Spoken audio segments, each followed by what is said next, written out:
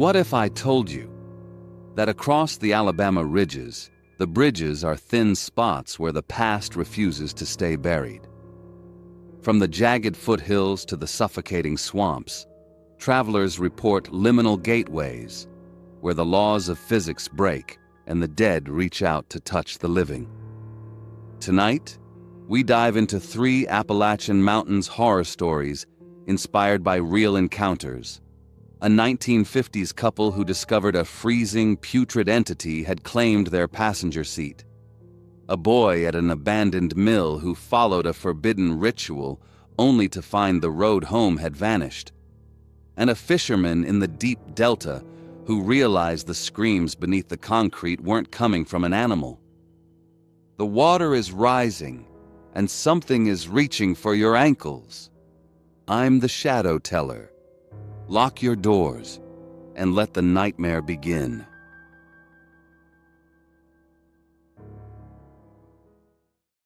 What would you do if a normal drive home turned into a nightmare you could never escape? Jack and Ruby were just trying to get home after a party, but what they found on that dark bridge changed their lives forever. The year was 1959. The trunk of their heavy sedan was packed tight with pastel gift bags. Behind the wheel, Jack couldn't stop grinning. Outside, the Appalachian air was thick and oppressive, making for a dark, gloomy night as they carved through the pitch-black, winding ridges of Oxford, Alabama. 8 months pregnant, Ruby was radiating happiness, right until the relentless mountain roads turned her stomach. Jack wasn't alarmed when she clapped a hand over her mouth. Her motion sickness always acted up on these switchbacks. He just swerved onto Hell's Gate Bridge, parking directly beneath a massive rusted metal overpass truss. Ruby shoved her door wide open, stepping completely out of the car to heave into the darkness above Choccolocco Creek. Jack kept his hands on the wheel, waiting.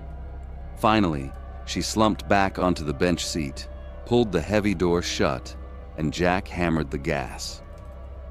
2 miles later, a choked gasp shattered the quiet cabin. Jack's head snapped right. Ruby was staring down at her lap, her face completely drained of color in a state of deep, unsettling shock. She had just noticed something extremely disturbing about where she was sitting. Adrenaline drove a physical spike into the base of Jack's spine. "We need to get you to the hospital," Jack shouted, his lungs seizing as he assumed the absolute worst for his unborn child. "No," Ruby stammered, her fingers trembling as she stared blankly at the seat. "Jack, I'm fine, it's—" But the words didn't even register. A chaotic mix of sheer panic and overwhelming, expectant father terror completely deafened him. He locked his eyes on the asphalt and slammed his foot down on the accelerator, racing blindly toward the emergency room. The fluorescent lights of the Regional Medical Center ER blinded Jack as he shoved through the heavy double doors, shouting for a wheelchair. Nurses immediately swarmed Ruby, whisking her away. Jack paced the waiting room, his mind racing through every worst-case medical scenario imaginable. 20 agonizing minutes later, the attending physician pulled back the privacy curtain, looking completely relaxed. "There are absolutely no signs of any complications," the doctor said with a warm smile. "She and the baby are perfectly fine. You are good to go home." A massive wave of relief washed over Jack. His exhausted brain immediately went to work, eagerly dismissing whatever disturbing anomaly they had seen in the car as a trick of the dark, or simply a panicked hallucination brought on by pregnancy exhaustion. But Ruby sat frozen on the exam table, completely baffled. She knew what she had physically felt against her skin. As Jack tried to usher her out, Ruby shot him a cold, defensive look, absolutely convinced Jack didn't believe a single thing she had just experienced. An hour later, they were back home. After settling a quiet Ruby into bed, Jack grabbed a heavy metal flashlight and marched out to the sedan, just to put the unspoken argument to rest. He aimed the blinding beam through the passenger window. The dark anomaly was indeed still there, completely ruining the upholstery. Jack opened the door and pressed his bare hand directly into the center of the seat.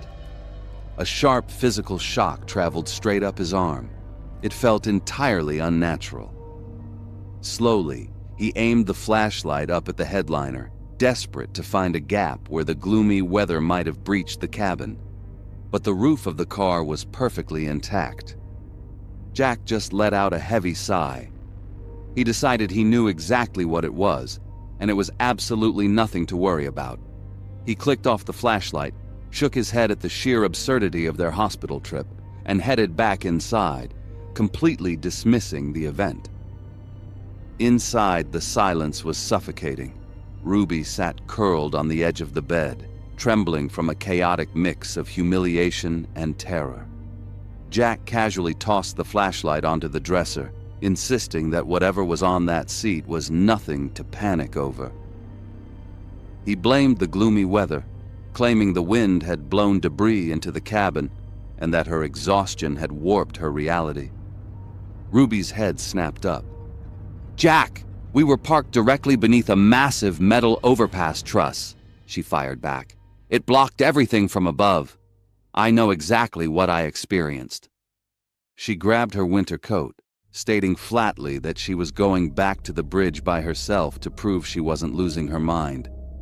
Refusing to let his pregnant wife drive into the oppressive night alone, Jack ordered a redo. The analog clock on the dashboard ticked to exactly 3 a.m. Just as Jack predicted, the winding ridges quickly turned Ruby's stomach once again. By the time the sedan crawled back onto Hell's Gate Bridge, parking squarely under the exact same overpass truss, she was out of the car again, retching into the dark void. Outside, the gloomy night air was thick and heavy. Minutes later, she climbed back in, and Jack hammered the gas, eager to put this ridiculous errand behind them. But as they finally pulled under their carport and Ruby reached for the door handle, she looked down. The seat beneath her was inexplicably ruined once again. Ruby broke down into heavy, terrified sobs, looking at Jack's rigid face. "You still don't believe me," she choked out. Jack pinched the bridge of his nose, snapping that she was working herself into a hysterical panic. His blood was boiling. Desperate for a break from the suffocating tension, he grabbed his keys, promising to drive back to the bridge alone for one final check. But the truth was, he just needed an escape. He wanted to stand in the cold, smoke a cigarette, and breathe. In his exhausted mind, the ruined upholstery was just a lingering mess from the first trip. He couldn't care less about the seat. Rolling under the old metal overpass truss, Jack killed the engine. He stepped out into the pitch-black night, leaning against the cold iron guardrail as he lit his cigarette, listening to the churning rush of the creek below. To him, none of this was a big deal. The nightmare was just a product of his wife's panicked mind. Jack flicked his cigarette into the dark abyss and drove home, his posture straightening with the satisfaction of proving there was nothing out there. Tossing his keys on the counter, he called out, "I'm fine, it's just a ruined seat, Ruby. There is nothing out there." But Ruby didn't look at him. She was standing frozen at the front window, staring dead-eyed at the driveway. Jack walked up behind her and followed her gaze. The car looked perfectly fine from the outside. Every other piece of glass was completely clear.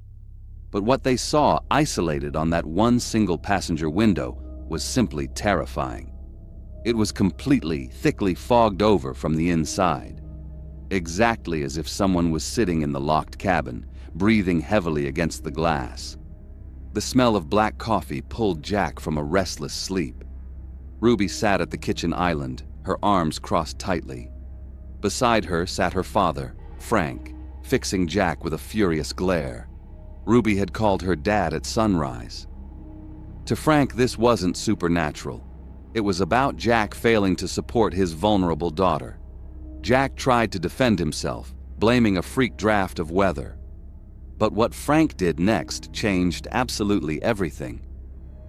Frank leaned over the island, laying into Jack by bringing up the dark, grounded history of Hell's Gate Bridge.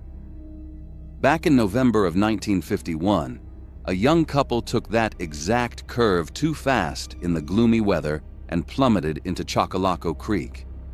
Frank's voice dropped to a grim seriousness. The car had landed tilted violently on its passenger side. The driver escaped, but the passenger door was buried deep in the suffocating creek bed. Divers noted the young woman in the passenger seat had fought desperately, but was completely trapped. By the time they hauled the crushed sedan onto the banks, the entire passenger side was permanently ruined, saturated with a putrid, suffocating stench that never washed out. Now, when you hear a terrifying story like this, your brain immediately tries to find a logical explanation. When Jack sped to the hospital, he assumed his wife was having a terrifying medical emergency.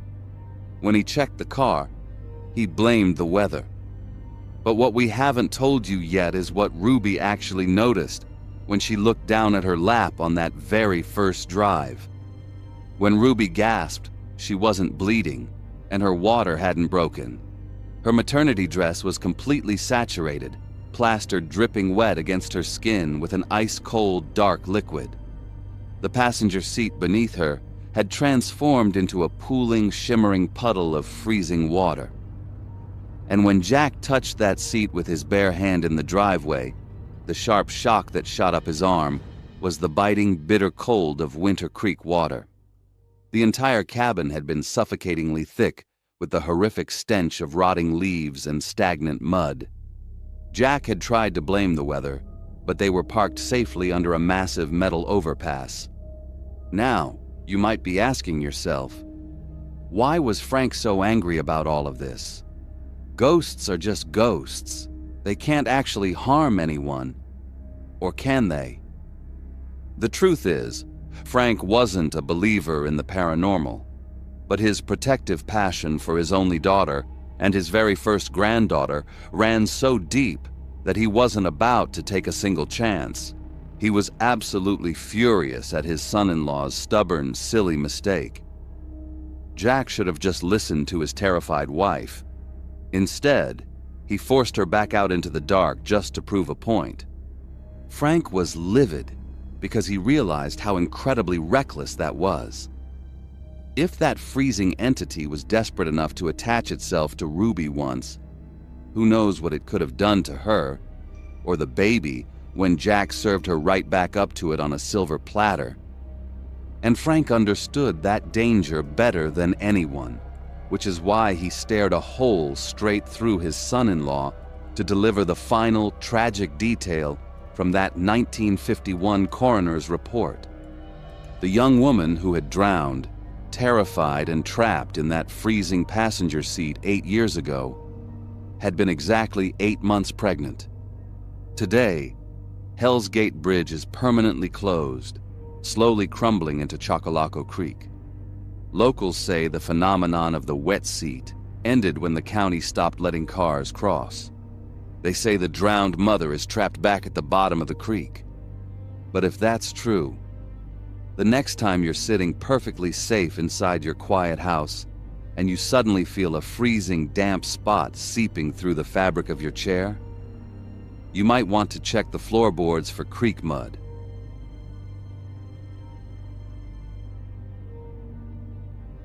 Have you ever been riding your bike home at night and thought somebody was following you?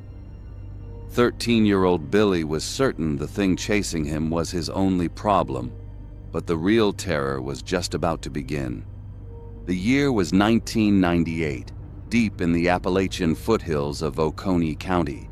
Nestled in a valley of old-growth pines, this was a tight-knit mountain community where folks left front doors wide open.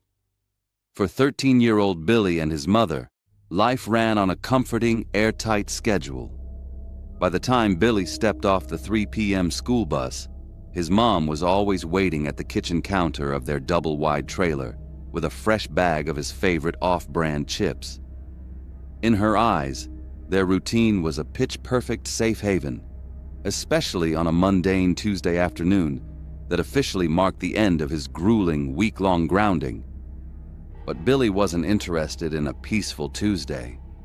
He burst through the screen door, dropped his backpack, threw his arms around his mother's waist for a breathless hug, and snatched his plastic cassette recorder. Projecting his usual lie about spending the afternoon safely in his friend Tommy's basement, he bolted back outside. His mother's posture stiffened with heavy worry, but Billy's teenage invincibility drowned it out. He knew the woods and would be perfectly safe.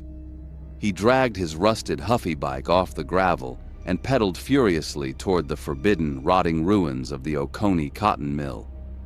The dense canopy of pines instantly swallowed the afternoon sun as the massive rusted iron gates of the abandoned factory loomed ahead.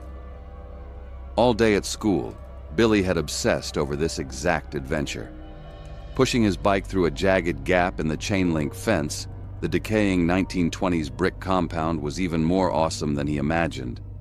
Entire floors were gutted. Rows of massive, rusted iron looms sat in the dark like dinosaur skeletons. Billy coasted through the debris, pressing record on his cassette player to capture the eerie, metallic groans of the heavy iron swaying overhead. But as he pushed deeper, the dead air inside the mill started to bake like a literal oven. Sweat stung his eyes, and his palms grew dangerously slick against the rubber grips. He casually wiped his brow, glancing down at his cheap digital watch, and his stomach completely dropped. It was 7:15 p.m. He was over an hour late. Panic washed away his excitement. He whipped the bike around toward a narrow, unpaved logging road, a forbidden shortcut guaranteed to shave 20 minutes off his ride home. He stood up on the pedals, tearing into the darkening tree line under the deafening roar of evening cicadas. But as his tires hit the dirt path, that massive insect chorus instantly snapped into a dead, unnatural silence. And as Billy instinctively glanced back over his shoulder, he saw something emerging from the deep shadows of the mill that made the hair on his arms stand straight up. This old moonshiner's trail was completely swallowed by the woods. There were no streetlights, and a thick, suffocating ground fog flooded the hollow. Billy pedaled blind, his lungs burning. For 4 agonizing turns, it haunted him through the dark. He banked hard right on the first curve, throwing a quick glance over his shoulder. Whatever was chasing him was still back there. He took a sharp left on the second turn, but the pursuit stayed locked on his trail. By the time he hit the third turn, absolute panic hijacked his body. Cold sweat drenched his shirt. He put his boosters on, tearing blindly through the mist until he burst into the clearing near the Oconee River. The rusted iron bridge was the only bottleneck out of the hollow. But instead of crossing it, Billy yanked his handlebars hard right. He crashed his bike straight into a dense wall of blackberry bushes right at the bridge entrance, diving into the wet dirt. He covered his head and held his breath. Seconds later, the massive, shadowy silhouette of a rusted truck finally materialized out of the mist, rumbling blindly past his hiding spot and over the wooden planks of the bridge before fading into the fog. The pursuit was over. He was safe. He let out a shaking sigh of relief, dragged his Huffy out, and pushed the bike up onto the center of the rusted iron bridge. But suddenly, a sharp piece of exposed iron sheared right through his front tire with a loud hiss. Billy dropped to his knees on the freezing metal, frantically trying to pinch the hole shut. It was useless. Defeated, he stood back up, resigning himself to walking the crippled bike the rest of the way home. But as he grabbed the grips and instinctively turned to look back at the tree line he had just escaped, his breath caught in his throat. It was 5 a.m. on Wednesday morning, and the tiny kitchen of the double-wide trailer was suffocating under absolute panic. Billy's mother was slumped at the table, sobbing hysterically, while her own mother rubbed her shaking shoulders. Billy had been missing in the freezing woods all night. 2 county deputies stood rigidly by the stove, preparing to call in the search dogs. Suddenly, the screen door groaned open. Billy wandered into the kitchen, completely dazed, soaked in mountain fog and dragging his ruined backpack. His mother practically knocked the table over, letting out a guttural scream of pure relief and tackling him into a crushing hug. Billy just stood there bewildered, mumbling a confused apology. He genuinely believed he was only a little bit late.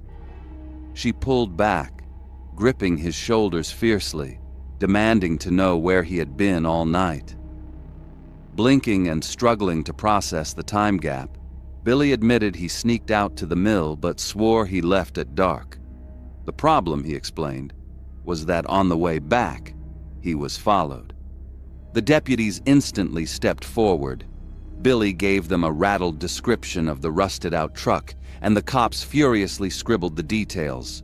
His mother grabbed his face, frantically checking him over, begging to know what could have possibly taken him so long to walk home if he wasn't hurt. Billy's glazed expression shattered as the raw memory flooded back. He quickly explained hiding in the blackberry bushes, waiting for the truck to cross the bridge, and crawling out to fix his popped tire. But his voice dropped into a terrified whisper as he told them that when he finally stood up on that bridge, he looked back at the tree line and witnessed something that completely paralyzed him. Paramedics rushed Billy to the hospital just as the sun broke over the ridges. By the time he was sitting on the exam table, the sheriff and a local deputy were already waiting. The sheriff immediately pressed Billy about the rusted truck, needing to know if the driver managed to grab him. Billy frantically shook his head. The sheriff let out a heavy breath, explaining Billy was exceptionally lucky. That specific truck and its single jaundiced headlight were an exact match for a transient serial predator linked to terrifying, unsolved disappearances deep along the river. Billy had been hunted by a very real human monster. But his mother couldn't wrap her head around the clock. If the man didn't take him, what kept him in the woods for an entire night? The attending ER doctor gently pressed Billy to explain exactly what he thought happened after the truck drove away. And this is where the story gets completely and utterly strange. Billy recounted finishing his tire repair and turning to backtrack home. But according to Billy, the dirt road he had just ridden down was simply gone. He described a silent, bottomless drop-off at the edge of the bridge, and how the massive wall of blackberry bushes on the other side looked as if they were actively burning from the inside out. He explained he was so paralyzed by fear, staring into that impossible fiery void was the very last thing he remembered before walking into his kitchen 12 hours later. The older local deputy in the corner went visibly pale. He quietly interrupted, bringing up the dark, historic lore of that specific stretch of river. Mountain whispers about the bridge sitting directly over a hell gate that swallowed lost travelers. But as soon as the words left the deputy's mouth, the tone in the room shifted to cold suspicion. The doctor and Billy's mother immediately began questioning if he had been huffing or taking something in those woods that made him hallucinate. His mother nervously admitted Billy had been hanging around troubled kids known to drink and smoke. Billy was desperate, his voice cracking as he pleaded with them, swearing he hadn't touched a thing and was telling the absolute truth. The ER doctor finally pulled up Billy's lab results, which had just come back completely clean of any chemicals or hallucinogens. The doctor confidently explained to the room that Billy's system was flooded with adrenaline memory. His body had genuinely endured a massive, uninterrupted fight-or-flight event that kept his heart racing for 12 straight hours, causing a severe trauma-induced blackout. Now, looking at this case logically, the doctor's theory of adrenaline memory carries a lot of weight. To a skeptic, Billy was just a terrified kid who had a psychological collapse while being hunted by a real-world predator. The vanishing road and the fire were just his mind's way of processing extreme terror. But here is where the logic starts to fail. If you look into the deep history of that region, you'll find a haunting piece of Appalachian folklore known as the View of Hell. This isn't a ghost story about being chased. It is a visual, supernatural experience that centers on a very specific set of triggers. According to the legend, if you are standing on a liminal space, a gateway between worlds like the Oconee Bridge, and you perform 3 specific actions, the portal opens. You must stop your movement entirely. You must be in absolute isolation. And finally, you must look back over your shoulder toward the road you just traveled. The folklore states that once you look back, the road completely disappears. The empty space is replaced by the literal gates of hell standing wide open, wreathed in fire. This symbolizes the terrifying idea of being unable to return to the world of the living once you have crossed into that between space. Billy, without knowing the legend, accidentally followed the ritual to the letter. He stopped to fix his bike. He was alone, and he turned to look back. A skeptic could argue Billy simply heard these legends at school, and his traumatized brain projected them.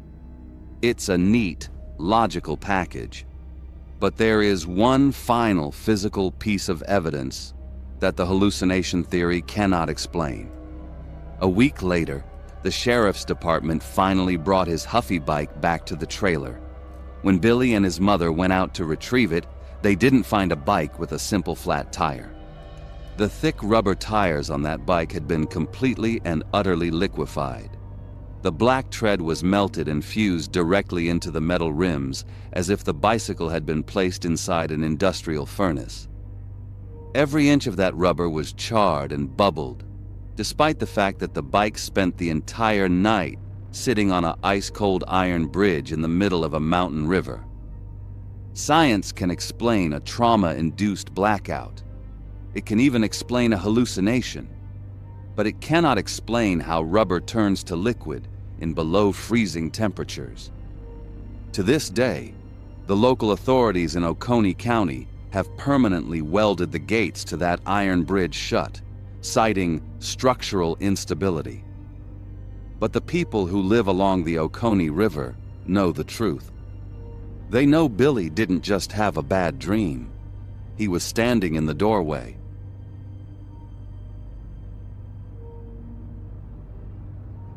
Have you ever witnessed something so profoundly wrong that it made your heart physically stop?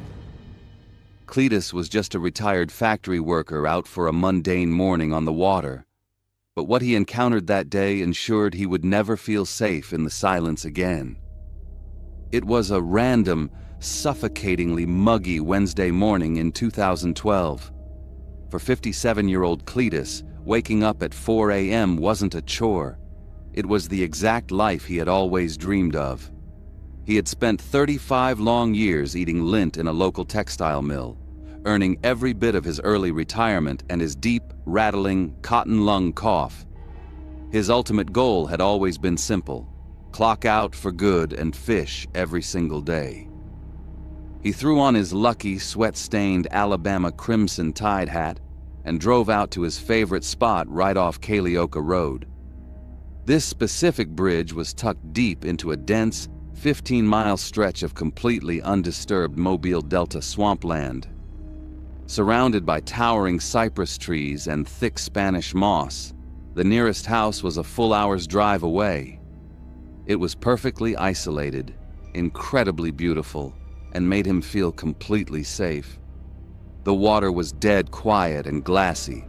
Within an hour, Cletus dragged in 2 massive, thrashing catfish, perfect for Saturday's big family fish fry. But as he was reeling in his last line, a strange sound echoed directly from the pitch-dark concrete pilings beneath the bridge. Cletus froze, his hands gripping the rod. He squinted into the blackness, but couldn't see a thing. Figuring it was just a massive bullfrog shifting in the mud, Cletus shook it off. He calmly packed his tackle box into the bed of his truck, turned the ignition, and drove off toward a hot breakfast, leaving the dark water behind. Now, Cletus was an incredibly superstitious guy. When you catch 2 monster catfish in one spot, you don't just abandon it because you heard a weird noise in the dark. So, by 5 a.m. on Thursday, he was right back parked on the edge of Choccolocco Road. This morning, the swamp fog was so thick he could barely see the hood of his own truck. He cast his line into the gray soup and waited. A few minutes later, his rod violently jerked forward. Cletus's heart hammered against his ribs. He fought the line, the familiar arthritis in his hands making the reel hard to crank.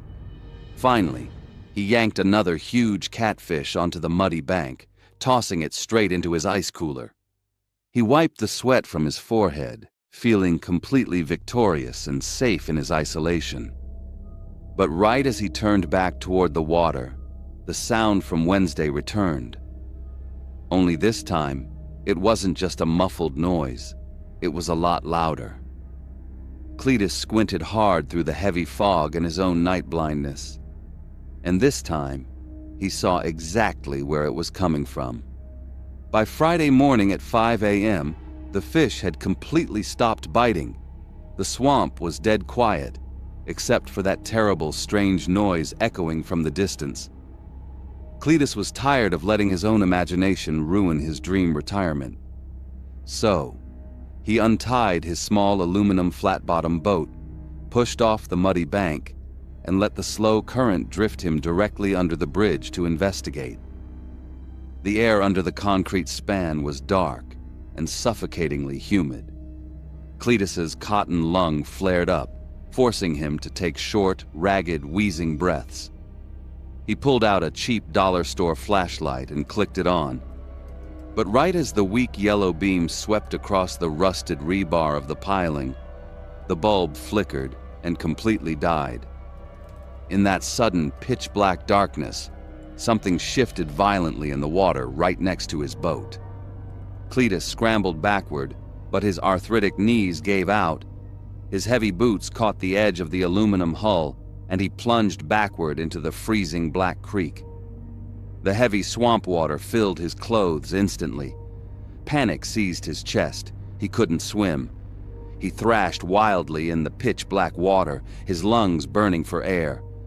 Running entirely on pure, blind adrenaline, he was eventually able to use every last ounce of his strength to haul his soaking wet body back over the side of the aluminum boat.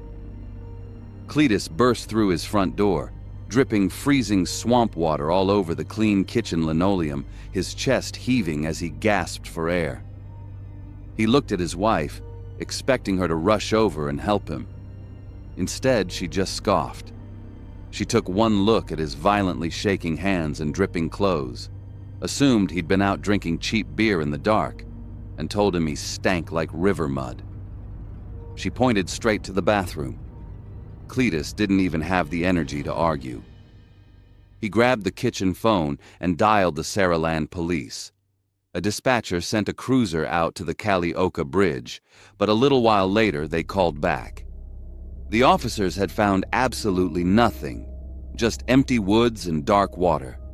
His wife sighed and handed him a ham sandwich. Sitting at the table, the simple, boring act of chewing finally started to slow his racing heart. He started to feel crazy. Maybe he really had just slipped in the dark and panicked. But when he finally stepped into the bathroom and peeled off his heavy, soaking wet socks, his breath caught in his throat. Wrapped completely around his right ankle was a ring of deep, dark purple bruises. A full week dragged by. The big Saturday fish fry was a massive success, but Cletus was miserable. The dark purple bruises on his right ankle throbbed with every single step. He couldn't sleep. The pure exhaustion was finally tearing him apart. Desperate for someone to believe him, he picked up the phone and called his granddaughter. His voice shook as he confessed everything. the strange wailing in the fog, plunging into the freezing water, and the terrifying ring of bruises he found when he got home. Unlike his wife, his granddaughter didn't scoff. She listened quietly to his trembling voice. It was her only day off from work, but she didn't hesitate for a second. She told him to meet her at the Saraland Public Library right away, so they could look into the history of that bridge together. They spent hours huddled in the quiet library. Cletus was deeply embarrassed by his slow reading, so she gladly took the lead. She patiently spun the dial on the blindingly bright microfilm projector, scrolling through decades of old mobile register newspapers while he watched. Finally, after hours of dead ends, she stopped on a faded article from 1864. It detailed a horrifying event at the nearby Oak Grove plantation. A young mother, running on foot to escape approaching soldiers, had hidden under the Choccolocco Bridge. In a blind panic, she had dropped her infant into the deep, dark creek to muffle its loud crying. Cletus let out a massive, shaking sigh of relief. He wasn't losing his mind. It was a real, documented tragedy. But then, his granddaughter leaned close to the glowing screen to read the very last sentence. "The child's body was never recovered," she read out loud, though locals say the mother returned every night, leaving baby powder on the bridge planks to check for footprints. All the air instantly vanished from Cletus's lungs. He suddenly remembered exactly what had fallen off his head when he plunged into the freezing creek. His lucky, sweat-stained crimson tide hat was still out there, floating in the dark water, right where those tiny hands had grabbed him. Now, if you drive out to Choccolocco Road today, you'll find out it's actually one of the most famous crybaby bridges in the entire country. The heavy history of that bridge usually comes down to two main legends. Some locals swear the haunting goes all the way back to that plantation-era tragedy Cletus read about. Others will tell you a more modern story about a desperate young mother who accidentally crashed her car off the bridge, losing her baby to the dark, freezing current. But in both versions of the story, the infant is swallowed by the swamp, and the grieving mother is cursed to wander the muddy banks forever, searching for her child. Because of this dark history, the bridge has become a massive local legend. Teenagers drive out there in the dead of night, sprinkle baby powder or flour all over the back bumpers of their cars, and put the gear in neutral. They say if you sit there in the pitch black and wait, something unseen will slowly push your car across the bridge. And when you get out to check the flour, you'll find tiny, perfect baby handprints left behind in the powder, as if a lost child were trying to push your car to safety. Of course, skeptics have a perfectly logical explanation for all of this. If you spend enough time in the deep swamps, you know that a red fox mating call or a screech owl echoing over the water sounds exactly like a screaming infant. And as for Cletus's ankle, well, he couldn't swim. He panicked in the freezing dark water, thrashed wildly, and most likely just kicked his leg hard against a submerged cypress root. But you couldn't pay Cletus $1 million to believe that. Before that Wednesday morning, Cletus loved waking up at 4 a.m. He loved the quiet, peaceful isolation of the dark. Today, his internal factory clock still wakes him up at 4 a.m. sharp. But he doesn't leave his home. Instead, he immediately gets out of bed, turns on every single light in the house, double-checks the deadbolts, and just sits in a chair staring at the wall until the sun finally comes up. He never went back to the bridge for his lucky crimson tide hat, and he never ate catfish again.